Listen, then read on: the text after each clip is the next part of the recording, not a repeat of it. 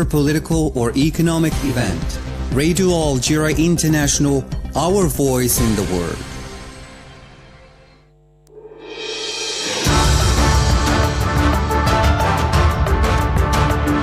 This is the English service of Radio Algeria International. It's time for the news. The President of the Republic, Abdelmajid Tebboune, has announced that the year 2024 would see the creation of free trade zones between Algeria and 5 African countries: Mauritania, Tunisia, Libya, Mali and Niger. The 44th ordinary session of the Executive Council of the African Union today opened in Addis Ababa, Ethiopia, with the participation of the Minister of Foreign Affairs in the National Community Board, Ahmed Hattaf. The UN Secretary-General Antonio Guterres has warned of the consequences of a possible large-scale Zionist military aggression in Rafah in the south of the Gaza Strip. Good afternoon, those were the major developments, now the full news edition. The President of the Republic, Abdelmajid Tebboune, has announced that the year 2024 would see the creation of free trade zones between Algeria and 5 African countries: Mauritania, Tunisia, Libya, Mali and Niger. In a speech delivered via video conference on the occasion of the 41st meeting of the Steering Committee of Heads of State and Government of the New Partnership for Africa's Development, NEPAD, the President of the Republic announced that in 2024, Algeria will see the creation of free trade zones with sister countries, starting with Mauritania, followed by Sahel regions such as Mali and Niger, as well as Tunisia and Libya. Mohamed Khatel has more details. The President of the Republic emphasized Algeria's commitment to achieving the objectives of economic development and continental integration, and the importance of working to improve the efficiency of economic integration processes in Africa. This integration, he added, notably involves improving infrastructure by strengthening public-private partnerships, tapping into national resources, using regional and international infrastructure development funds, and other innovative financing tools. It is also about improving regional production and trade networks by strengthening production capacities and pursuing efforts to promote the role of the industrial sector, but also to join value-added chains on a global scale by promoting the diversity of African industries. The President of the Republic maintained, asserting that Algeria attaches great importance to investment in basic infrastructure. ال100,000 شركة صغيرة ومتوسطة التي أطلقتها الوكالة سنة 2022 لدعم قدرة هذه الشركات على الاندماج في التجارة العابرة للحدود وإطلاق مبادرة تنشيط إفريقيا لبناء قدرات الشباب الإفريقي في مجالات إنشاء وإدارة الشركات وريادة الأعمال، وهذا من أولويات الجزائر بالنسبة للشباب الجزائري. In this respect, he recalled the large-scale projects with a continental dimension launched by Algeria, such as the Trans-Saharan Road linking 6 African countries and the road project linking the towns of Tindouf and Zouirat in Mauritania. Algeria has also launched the Trans-Saharan Fiber Optic Dorsal Project to develop the regional digital economy in the Sahel, as well as the Trans-Saharan Gas Pipeline, which transports gas from Nigeria to Europe via Algeria, and the project to develop the rail transport network throughout the country, which could be extended to neighboring countries following the vision of the Trans-Saharan Road, he added. The President of the Republic called for the necessary mobilization of more human, technical and financial resources to carry out the main continental projects included in the African Development Agenda for 2063, in addition to strengthening efforts to achieve continental integration and complementarity, including speeding up the implementation of the Agreement on the African Continental Free Trade Area. NEPAD دليل على التزام وتمسك بلادي بتحقيق أهداف التنمية الاقتصادية والتكامل القاري. أعلم زملائي بأن سنة 2024 سترى إنشاء مناطق حرة للتبادل بين الجزائر وأشقائها بداية من موريتانيا شقيقة ثم دول الساحل مالي والنيجر وتونس وليبيا. إلى ضرورة المزيد من حشد الموارد البشرية والتقنية والمالية من أجل تنفيذ المشروعات القارية الرائدة لأجندة إفريقيا التنموية لسنة 2063 وتعزيز الجهود لتحقيق التكامل والاندماج القاري بما في ذلك العمل على تسريع تنفيذ اتفاقية التجارة الحرة القارية ودعم المبادرات الهادفة إلى تطوير التنمية في إفريقيا، خاصة المشاريع التنموية المتعلقة بالبيئة والبنية التحتية والتحول الصناعي لما لها من علاقة باستتباب الأمن وتحقيق التنمية المنشودة. The President of the Republic also called for support for initiatives aimed at Africa's development, notably infrastructure and industrial transition projects, as part of the process of establishing security and achieving the desired development goals. And now the 44th ordinary session of the Executive Council of the African Union today opened in Addis Ababa, Ethiopia, with the participation of the Minister of Foreign Affairs and the National Community Abroad, Ahmed Hattaf. The Minister of Foreign Affairs and the National Community Abroad, Ahmed Hattaf, held meetings with his Mauritanian counterpart, Mohamed Salim Ould Merzouk, before the beginning of the proceedings of the 44th Ordinary Session of the Executive Council of the African Union. On the occasion, the two parties discussed several questions on the agenda of the Council and particularly emphasized on the joint coordination for the implementation of the directive issued following direct communications between the leaders of the two brotherly countries, President Abdelmajid Tebboune and his brother, the President Mohamed Ould Sheikh Al Ghazouani, notably a telephone conversation they had 2 days ago. And now Algeria, represented by the Speaker of the National People's Assembly, Brahim Boughali, has taken over the rotation presidency of the Arab Interparliamentary Union, according to a press release issued by the lower house of parliament. The decision was taken during the 33rd session of the APU Executive Committee, which is being held in the Iraqi capital Baghdad. The date of the 36th APU conference to be held in Algeria will be set at a later date. And now the Minister of Justice, Abderrashid Tabi, is paying a 2-day visit to Turkey at the invitation of his Turkish counterpart, the Minister of Justice, Yilmaz Tunç. The visit is part of the reinforcement of the cooperation between the two countries in judicial and institutional fields. And now Algeria has called from New York, through the voice of the Minister of Agriculture and Rural Development, Youssef Sharfa, to tackle the root causes of food insecurity in the world by collectively remedying the malfunctions in the production system and the supply chain, according to a press release from the Ministry of Agriculture and Rural Development. Mohamed Khatel has more details. The Minister of Agriculture said that there is a need to boost overall economic growth, combat poverty and inequality, promote good governance, and facilitate access to world markets for agricultural products by removing trade barriers. The proposals put forward by the Algerian delegation to mitigate the risks of climate change and strengthen long-term stability include relaunching conflict prevention and resolution mechanisms by taking proactive measures to prevent and tackle their root causes.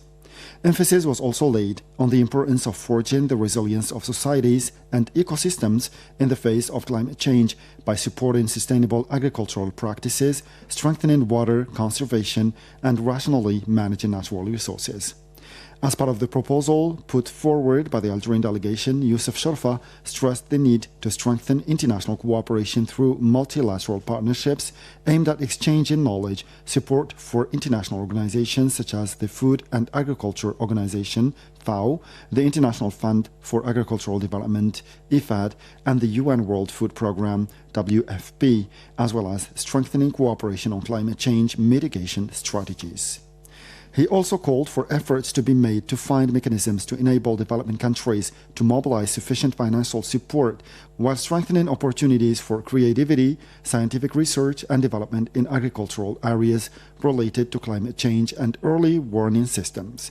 The Algerian representative also welcomed the Council's initiative to hold this debate, which aims to raise the level of collective awareness and to sound the alarm on the correlation between climate change, food security, and conflicts, affirming that climate change is likely to exacerbate the threats faced by states. The Minister of Agriculture and Rural Development, Youssef Sharfa, also said that achieving food security in the world was linked to respect for international law, far from double standards, reiterating Algeria's position, which calls on the international community, particularly the Security Council, to assume its responsibilities to put an immediate end to the suffering of the Palestinian people. The Minister of Energy and Mines, Mohamed Arkab, has received in Algiers a Turkish parliamentary delegation led by the chairman of the Foreign Affairs Committee of the Grand National Assembly of the Turkish Republic, Fuat Oktay, with whom he discussed the state and prospects of bilateral cooperation in the field of energy. Now, the Secretary General of the gas exporting countries, Mohamed Hamel, has said that preparation for the 7th summit of heads of state and government of the gas exporting countries scheduled to take place in Algiers from 29th of February 2024 in March have included all the necessary resources, thus ensuring ideal conditions for a successful event. Mohamed Hamel, who visited Algeria on February 6 at the head of the forum's delegation to take stock of the event's preparation, indicated in a statement to the delegates of the forum's member countries that the preparation for this prestigious summit organized by the Algerian National Committee are progressing well for a successful event. More on the gas forum and the end of this news edition. And now, the Zionist savage aggression against the defenseless Palestinian population in Gaza by land, sea and air started on October 7, 2023, has entered its 131st day, claiming that the lives of 28,473 Palestinian civilians, including over 12,000 children, and wounding 68 and 146 others, according to a new provisional toll. More on the latest developments with Said Bourazi. Dozens of Palestinians were killed and others were injured today in new Zionist bombardments on the besieged Gaza Strip, the scene of a barbaric Zionist aggression for the past 131 days, the Wafa news agency reported. Medical sources quoted by Wafa reported that several citizens, including children and women, were killed and several others injured in the bombardment of a site east of Deir el-Balah. The area of El Garara, northeast of Khan Yunis in the south of Gaza, has also been the target of Zionist raids. In addition, the Palestinian Ministry of Health reported on Tuesday evening that 3 people had been killed and 10 others wounded inside the Nasser medical complex by bullets fired by the Zionist occupying army. In addition, 6 Palestinian citizens, including children and women, were killed on Tuesday evening in a strike by the Zionist Air Force on a civilian vehicle in El Jala Street, north of Gaza City. The aggression, which has been ongoing since 7 October 2023, has also caused widespread destruction and an unprecedented humanitarian crisis with shortages of food, water and medicines, and the displacement of around 2 million Palestinians, more than 85% of the Strip's population, according to the United Nations. And now the UN Secretary-General Antonio Guterres has warned of the consequences of a possible large-scale Zionist military aggression in Rafah in the south of the Gaza Strip. In a brief interview with journalists before attending a meeting of the Security Council, the Secretary-General spoke on the collapse of law and order in Gaza and referred to the restrictions imposed by the Zionist entity that limit the distribution of aid. Antonio Guterres stated that the coordination mechanisms in place to protect the delivery of humanitarian aid to Gaza are not effective. He stressed that Rafah is the center of the humanitarian system in Gaza and said that any large-scale military operation would have devastating consequences. The Secretary-General also expressed his deep concern about the number of journalists killed during the current Zionist aggression in the Palestinian enclave. And now the Organization of Islamic Cooperation, OIC, has strongly condemned the ongoing Zionist military aggression against the Gaza Strip and the expansion of the indiscriminate attacks on the city of Rafah in the south of the enclave. It said that in a statement that the Zionist attacks have led to the martyrdom and injury of hundreds of Palestinians, most of them children and women, in clear disregard for international warnings of the consequences of targeting the city, which is home to more than 1.5 million Palestinians and lacks the minimum necessities of life. And now, other reaction to the announced Zionist aggression against the Palestinian city of Rafah in the south of the besieged Gaza Strip, compiled by Said Bourazi. International concern and condemnation is growing over the Zionist offensive against Rafah, the last refuge for Palestinians fleeing the genocide, as the Zionist entity continues to ignore efforts to halt its aggression, the repercussions of which will be catastrophic. The director of the Office of the Palestinian Islamic Resistance Movement Hamas in Algeria, Youssef Hamdan, said that the offensive against Rafah was a step backwards from the efforts to reach a ceasefire agreement in Gaza and an attempt to widen the circle of war beyond the borders of Gaza. The prosecutor of the International Criminal Court, Karim Khan, said he was deeply concerned by reports of shelling and a possible ground attack on Rafah by the occupying forces, pledging to prosecute any party that violates international law. The UN High Commissioner for Human Rights, Volker Turk, said that the possibility of a full-scale military incursion into Rafah was terrifying, underlining that the world must not allow this to happen, while calling for an immediate ceasefire. China called on the Zionist entity to put an end to its military operation as soon as possible in order to prevent an even greater humanitarian disaster in the Rafah region, while Cuban President Miguel Diaz-Canel declared that the Zionist entity has committed genocide and brutally attacked the place where more than 1 million Palestinians have taken refuge. The head of the Norwegian diplomacy, Espen Barth Eide, said that a ground operation would aggravate a situation that is already very serious and make humanitarian support virtually impossible. We need a lasting ceasefire now, he said. The spokesman for the United Nations Relief and Works Agency, UNRWA, Tamara El-Rifai, also said that there were no longer any safe places for the refugees to return to, warning that any operation against this region will be synonymous with a new butchery.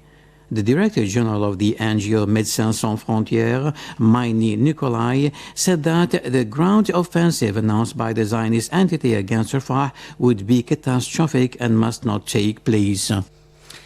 And that's the end for our news bulletin. Now, a special program on gas. Algeria, which is due to hold the 7th summit of heads of state and government of the gas exporting countries forum from the 29th of February to the 2nd of March, is poised to maintain a significant role in the global energy landscape, leveraging its abundant natural gas resources.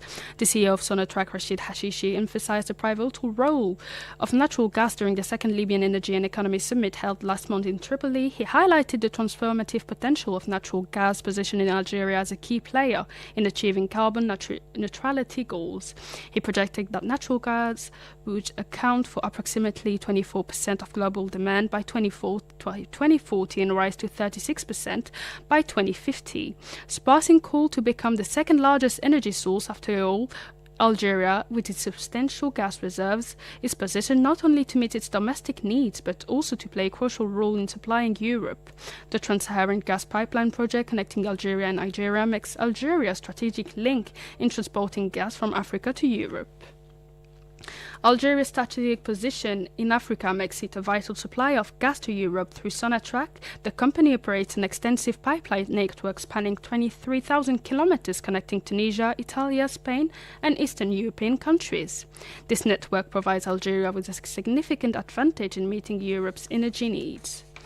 Recent figures indicate a 6% growth in Algeria's gas exports, reaching nearly 52.4 billion cubic meters in 2023 compared to over 49 billion cubic meters in 2022. This growth is primarily driven by liquefied natural gas exports, reaching a record of 13.45 million tonnes last year, surpassing the 11 million tonnes recorded in 2022. And now our special program on the second edition of the International Cosmetics Fair, Cosmetica Algeria, is to be held from the 21st to the 24th of February in the exhibition hall here in Algiers.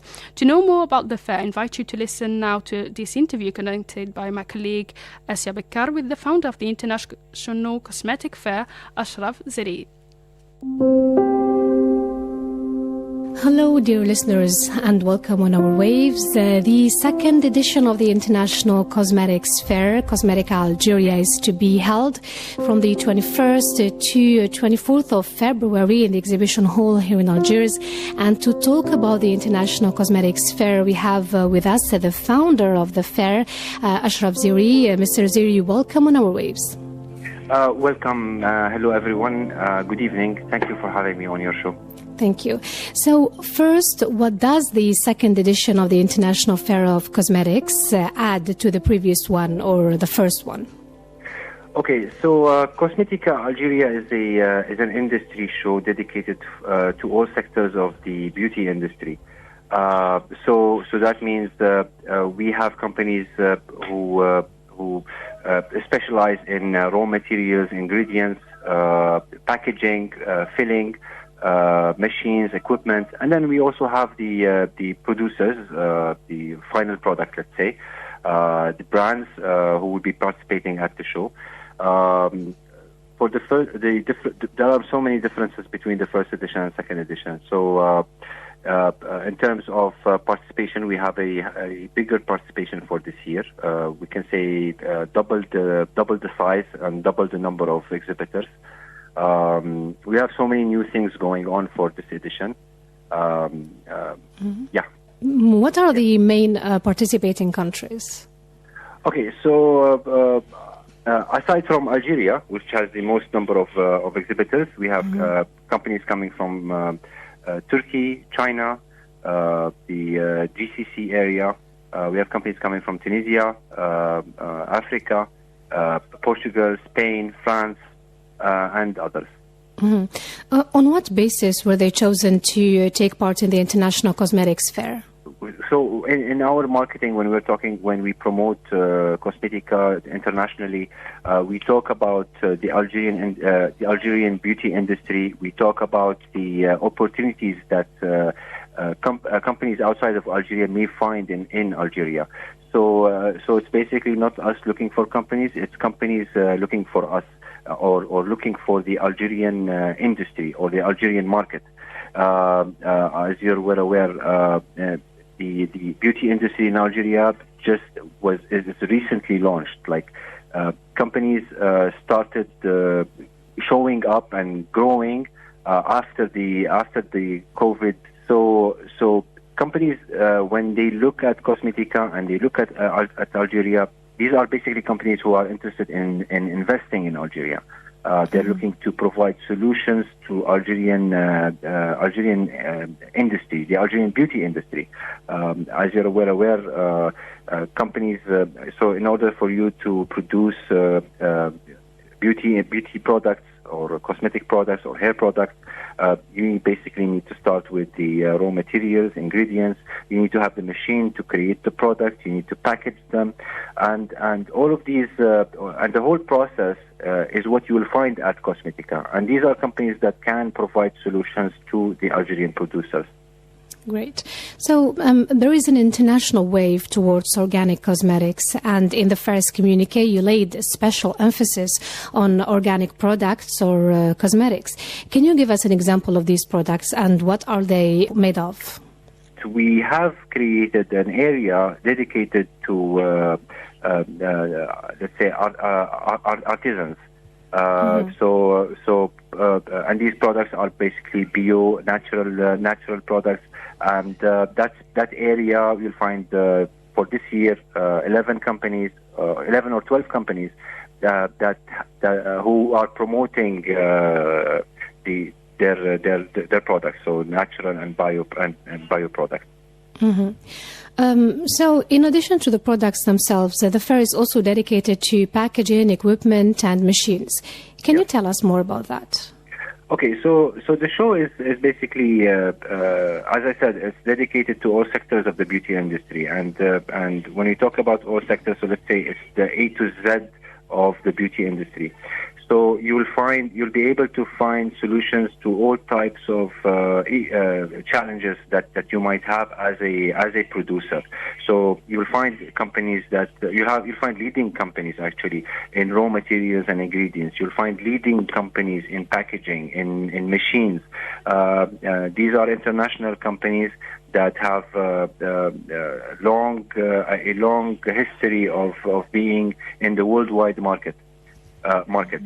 So in Cosmetica, you'll be able to find what you need as a producer, and then as someone who is interested in, let's say, if you are a distributor, or if you are let's say a businessman who wants to buy in big quantities and to distribute in, let's say, the far regions or far provinces, let's say the south. So you'll be able to find companies who are interested in increasing their presence in provinces where they aren't usually able to get access to. So Cosmetica is a meeting point. It's a platform where everybody all over Algeria can come and visit and find something that they're looking for. Mm-hmm. So the International Cosmetics Fair is also an opportunity for economic operators to make partnerships. What is expected in terms of partnerships at the fair? So basically, if we take a step back, during our preparation for the second edition, and even something that we've noticed in the first edition, is that many are looking to invest in Algeria. They're looking to produce in Algeria.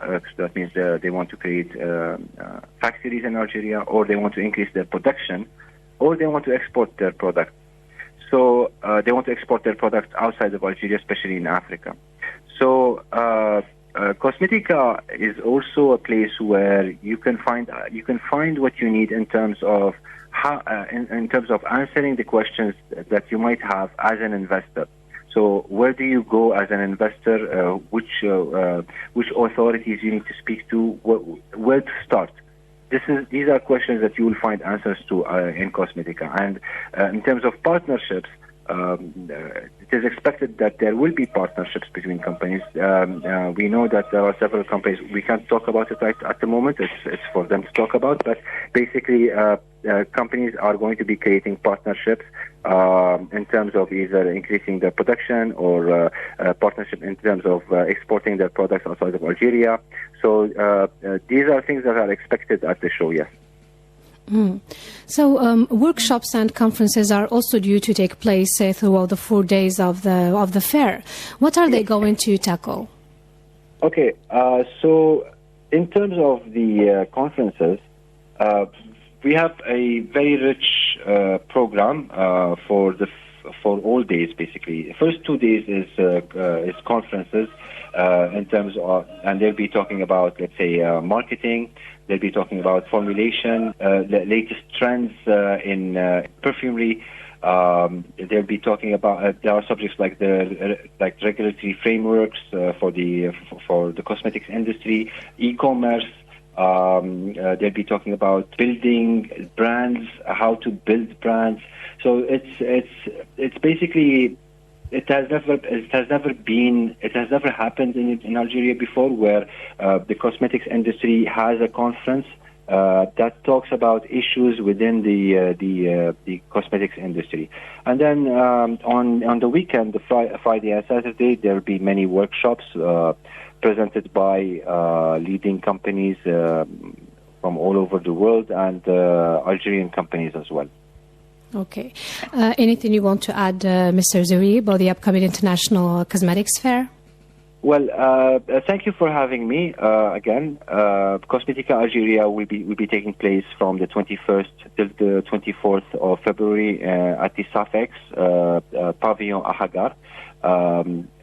We hope everybody comes and visits and discover what exists in the market, what's being talked about, the trends, the innovations, the technologies, and please register through the website www.cosmeticaalgeria.com. Thank you so much, Mr. Zoury, for enlightening us about the International Cosmetics Fair to be held from the 21st to the 24th of February. Thank you so much for being with us. Thank you.